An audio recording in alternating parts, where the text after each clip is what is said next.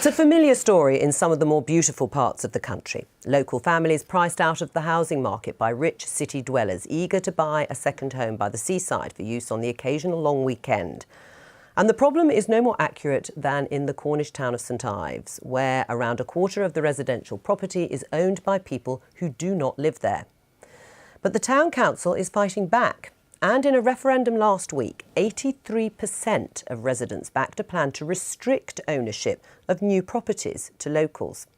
The town's mayor is Linda Taylor, and she's in our Truro studio. Thank you for joining us on The Daily Politics. How do you actually plan to restrict second home ownership? OK, well, it's going to be done by way of a covenant, which is going to be placed on the property. But if I could just quickly correct you, the turnout was 42.7%, of which 83% of that vote was for the referendum. Yes. So, sorry, explain a little bit further about how it would work. Well, new properties will have this covenant put on it so that it is for primary use only, or the place where somebody will spend most of their time. We could also ask as well to see that they're registered on the electoral roll. But it is only for new properties. It's not a retrospective planning decision, and it does not apply to the older property stock. What's been the reaction to those specific proposals and the referendum holding it in the first place?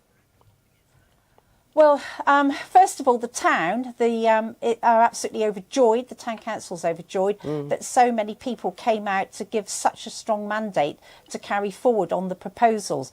Obviously, the neighbourhood plan is not all about the H2 primary residence policy. It does have a lot of other points that we want to care for in relation to the town. The media reaction throughout the UK and worldwide has been absolutely enormous.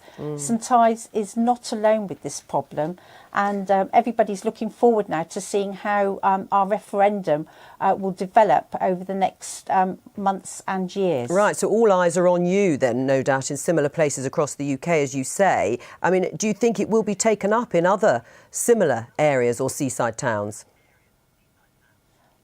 Well, that will have to be done by the community. Our neighbourhood plan was led and driven by the community, but I would not be at all surprised if this does not give huge encouragement to other communities to try and follow through on our H2 policy. Right, well, what's your response, Jacob Rees-Mogg? Are you on the side of those locals who want to restrict second home ownership, or property developers?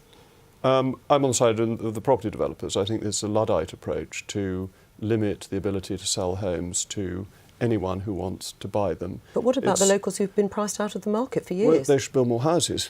That if you supply, if supply and demand don't meet, prices will rise. But that the people who go in bring revenue to the area. The enforcement is very difficult. What are you going to do? You're going to spy on people to see how many hours they spend, to see that it's their principal residence.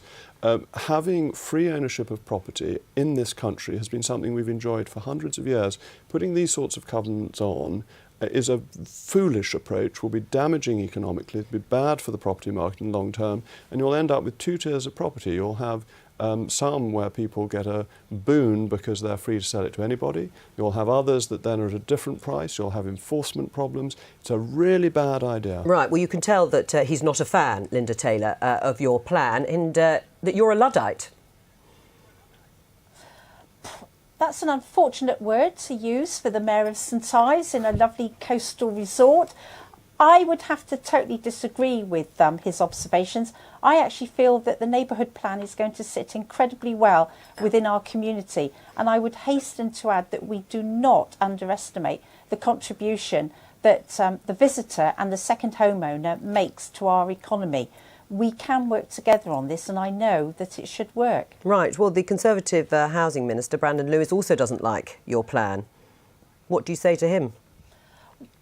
OK, we haven't just done this as a whip. We've had to work very, very closely with Cornwall Council and with their legal team. And at every stage, we have worked very closely till we got to the point where this referendum could go out to vote.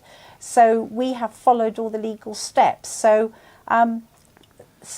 because something always happens doesn't always make it right. Perhaps St Ives are going to push the legal boundaries. Right, Jacob Rees-Mogg, if people want it, I know the turnout was, I think, 43-44%, but a majority of that was in favour of the plan. I mean, in the end, isn't it up to local people? We make our laws nationally. We don't make them town by town. I thought it was about devolving power. Not statute. With statutes are made nationally by Parliament, and I think the ownership of property is quite rightly something set at the national level. Right. I think doing it on planning is an abuse of the planning system.